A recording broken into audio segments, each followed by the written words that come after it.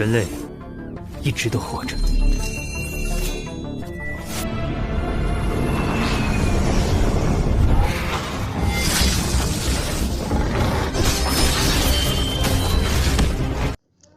Assalamualaikum warahmatullahi wabarakatuh. Salam sehat buat kalian para pecinta alur cerita Donghua. Kali ini saya akan merangkum alur cerita Donghua yang berjudul Swallowed Star. Untuk kalian yang belum subscribe, jangan lupa klik tombol subscribe agar kalian dapat notifikasi video terbaru dari channel ini. Oke, langsung saja kita masuk ke alur ceritanya. Suatu hari virus RR yang tidak diketahui asalnya muncul di bumi, dan bencana pun menimpa dunia. Kasus pertama, hewan yang terinfeksi virus RR yang bermutasi terjadi di Timur Tengah. Virus RR membawa sebuah spesies cerdas monster. Karena itu, manusia memasuki era Great Nirvana. Rencana serangan nuklir pun digunakan untuk menghadapi monster pintar ini.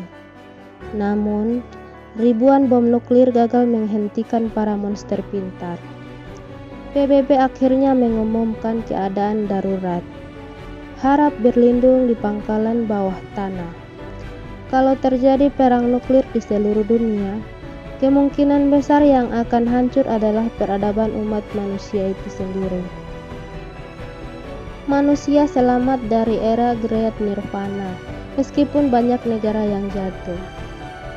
Dengan mengandalkan pasukan, teknologi, dan kemauan pantang menyerah, 5 negara berhasil bertahan. Mereka membentuk aliansi bumi dan membangun pangkalan di 23 wilayah. Umat manusia akan hidup. Alasan yang paling utama tentu karena warrior lahir di antara manusia.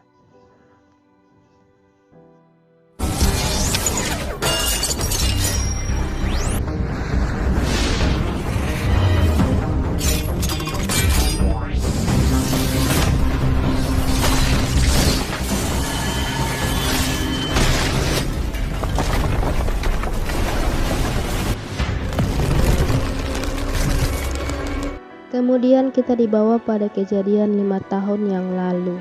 Terlihat ada 2 orang murid yang bernama Lu Feng. Dia merupakan tokoh utama, dan temannya bernama Wei Wen. Dunia lama benar-benar menakjubkan. Semua terasa tidak masuk akal. Umat manusia selamat dari era Great Nirvana. Itu semua karena kelompok para pahlawan yang disebut warrior. Lu Feng bercita-cita ingin menjadi warrior, namun perjalanannya masih jauh. Dia berencana untuk masuk ujian perguruan tinggi dan masuk sekolah militer terlebih dahulu. Karena dia merupakan murid miskin dari keluarga kumuh, bisa mendapatkan subsidi gratis untuk sekolah militer. Tiba-tiba Lu Feng melihat sesuatu yang melintas di udara. Tapi mereka menghiraukan dan pergi dari tempat itu. Tidak lama kemudian, radar mendeteksi adanya hewan mutan melewati tanah tak bertuan. Mereka mendeteksi itu adalah elang mutan tingkat 3. Kecepatannya 3 kali lipat kecepatan suara. Kekerasan bulunya melampaui berlian. Dilihat dari kecepatan elang itu, dia akan tiba di kota dalam 15 menit. Dengan segera pasukan tempur diluncurkan.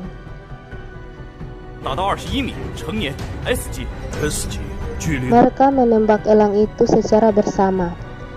Namun, burung elang itu menyerang balik pesawat hingga pesawat itu terjatuh dalam sekejap.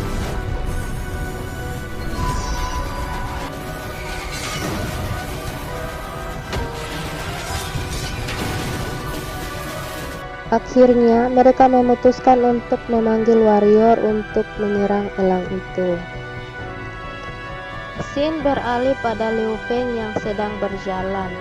Tiba-tiba ia melihat seorang perempuan yang ia sukai. Namanya adalah Xu Xin. Dia pun mendekatinya. Namun, tiba-tiba datang lagi seorang yang menyukai Xu Xin juga. Namanya adalah Zhang Haobai. Dia mengajak Cixin untuk pulang bersamanya naik mobil mewah. Tiba-tiba elang mutan tadi menyerang kota. Pecahan kaca dari gedung berjatuhan. Dengan cepat, Lu Feng menyelamatkan Cixin dari hujan kaca itu.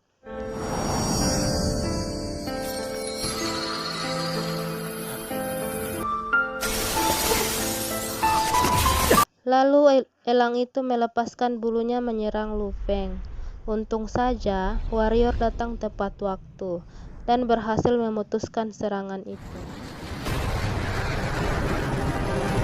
Melihat warrior yang berhasil membunuh elang itu membuat hasrat Lu Feng untuk menjadi warrior semakin kuat. 就是武者的力量。危机解除，雷达正在修。 Ketika di sekolah diumumkan bahwa besok adalah ujian masuk perguruan tinggi.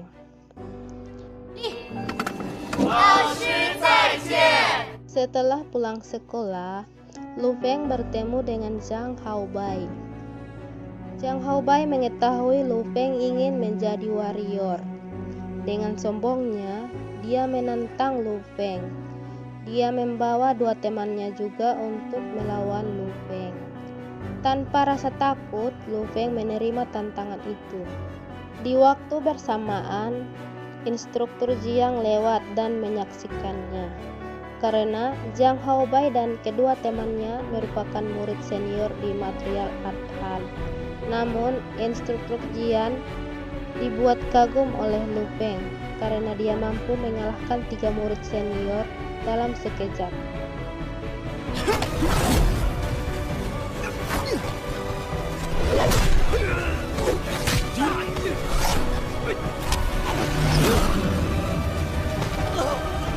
Instruktur Jiang memerintahkan asistennya untuk mencari tahu identitas Lu Feng.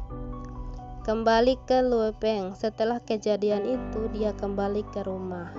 Di sana ada adiknya yang menunggu. Adiknya cacat karena sebuah kecelakaan. Namanya adalah Ahua.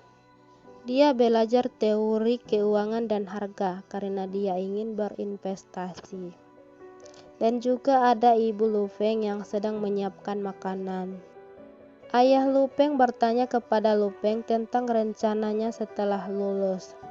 Lu Feng menjelaskan dengan nilainya sekarang, dia bisa memasuki akademi militer nomor 1 di Jiangnan. Jika dia fokus dan berlatih, dia pasti bisa menjadi warrior dan mengubah kehidupan kedua orang tuanya. Orang tua Lu Feng berasal dari keluarga miskin. Mereka tidak bisa berbuat banyak untuk membantu Lu Feng. Namun hal itu tidak membuat Lu Feng putus asa. Keesokan harinya Lu Feng pergi untuk mengikuti ujian. Di perjalanan dia mendapat serangan dari suruhan Zhang Haobai dan terpaksa Lu Feng harus menghadapi mereka. 小子，我们跟你无冤无仇，不仅用来写字，还可以用来打狗。来吧，小子你找死！ 不狠，明白实力差距后，应该立刻。 Di sekolah, ujian akan segera dimulai. Temannya sangat mengkhawatirkan Lu Feng. Lu Feng berhasil mengalahkan preman itu. Lalu, dia bergegas ke sekolah. Sampai di sekolah, Lu Feng tidak diizinkan untuk masuk karena dia sudah terlambat. Untung saja Tuan Jiang datang dan bersaksi untuk Lu Feng. Dan akhirnya Lu Feng diizinkan masuk. Zhang Haobai terlihat belum puas. Dia merencanakan sesuatu untuk menghalangi Lu Feng. 两个，停下！你们干什么？不好意思啊，罗芳同学，我不是故意的。可是老师，我的试卷……这也是没有办法。 Waktu ujian tinggal 10 menit lagi akan berakhir. Dan Lu Feng masih punya 2 soal besar yang belum diselesaikan.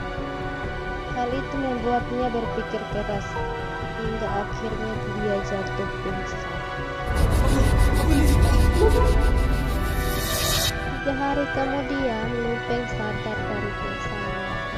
Susin menjenguknya dan dia berterima kasih karena Lu Feng pernah menyelamatkannya. Zhang Haobai pun datang menjenguknya juga. Dia mengatakan bahwa meskipun Lu Feng gagal dalam ujian ini, dia masih bisa ikut ujian tahun depan. Lu Feng merasa sangat kesal dan tanpa sadar tangannya membuat besi menjadi remuk karena cengkramannya sangat kuat. Keesokan harinya hasil ujian keluar dan tentu saja Lu Feng tidak lulus dalam ujian itu.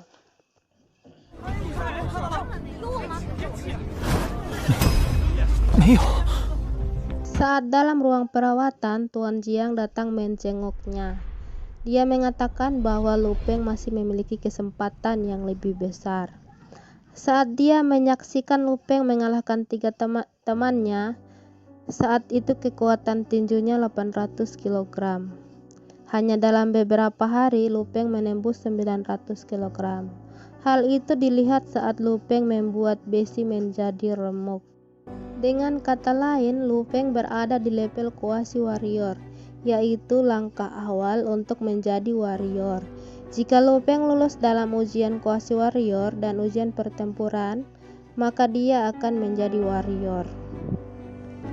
Keesokan harinya Lu Feng dijemput dengan mobil oleh Tuan Jiang. Di dalam mobil ada Yang Wu. Dia juga peserta ujian Quasi Warrior. Mereka saling menyapa. Lalu dalam perbincangan itu, Yang Wu menjelaskan bahwa warrior memiliki 4 pilihan. Pertama, bergabung dengan militer untuk melindungi negara dan orang-orang dari monster. Kedua, bergabung dengan martial art sebagai pasukan terdepan untuk menyerang monster. Yang ketiga, bergabung dengan grup keuangan. Dan yang keempat, bergabung dengan kelompok tentara bayaran. Jika bergabung dengan Extreme Martial Art, para warrior akan mendapat villa untuk keluarga dan mendapat gaji 20.000 yuan per bulan.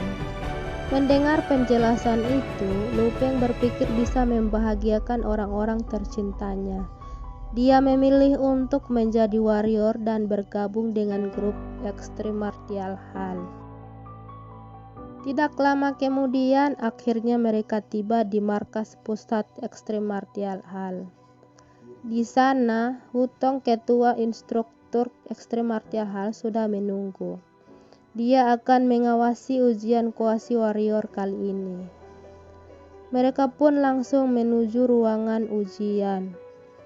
Dan Lu Feng pun memulai ujiannya.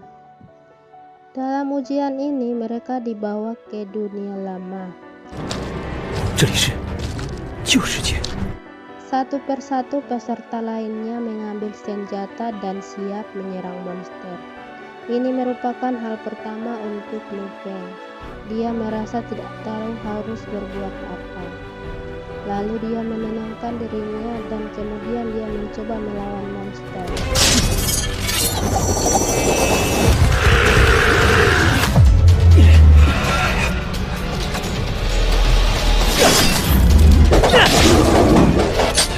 Dan akhirnya pedangnya berhasil menusuk leher monster. Saat yang bersamaan, satu monster lari ke arahnya. Dan dia pun memberi tendangannya hingga monster itu terjatuh. Mereka pun berhasil mengalahkan monster yang berada di sekitar mereka. Xin pun beralih pada ayah Lu Feng. Dia mendapat pekerjaan di rumah Haobai. Tentu saja bocah ini merencanakan sesuatu. Lu Feng masih terus berjalan ujiannya. Kali ini mereka harus menghadapi kelas monster Golden Vulture. Mereka memilih untuk lari keluar dari gedung tua itu. Di luar, satu persatu mereka melawan monster tersebut. Namun monster itu sangat kuat hingga mereka gugur dalam ujian. Kini yang tersisa hanya Lu Feng.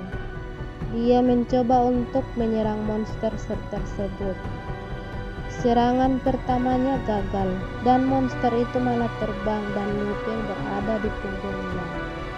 Namun Lu Feng menggunakan kesempatan itu untuk menusuk mata monster tersebut. Dan akhirnya monster itu terjatuh. Dan dia mengamuk dan mencoba untuk menyerang balik Lu Feng. Namun tiba-tiba Lu Feng keluar dari ujian itu. Dia merasa dirinya gagal dalam bermain.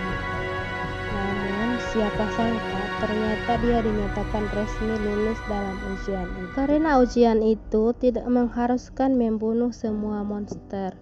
Mereka akan mendapatkan poin dengan memberikan kerusakan pada monster dan menghindari serangan monster.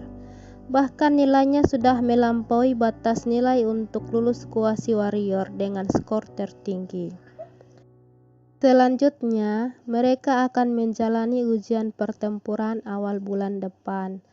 Dijelaskan, dalam ujian ini resikonya tentu besar.